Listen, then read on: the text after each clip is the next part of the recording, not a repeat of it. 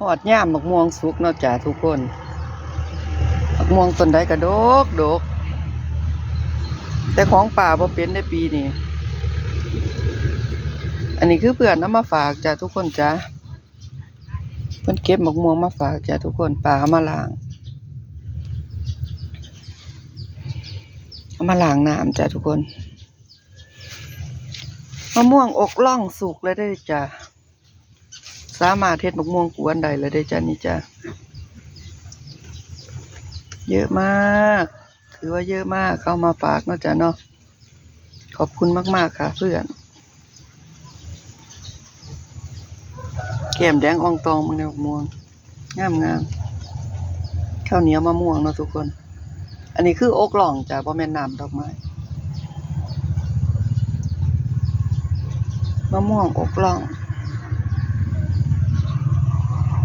ฤดูกาลมะม่วงมาแล้วเพิ่นบอกว่าจะมาให้เป็นสอบเพิ่นเด้จ้ะมาเฮ็ดมะม่วงกวนเพิ่นว่ามันคือบ่ค่อยแดดแหละทุกคนฝนตกไหมแต่มื้อนี้แดดมีแดดอยู่เด้อาม่าก็ดีคือกันเด้เนาะเฮ็ดมะม่วงกวนเนาะจ้ะ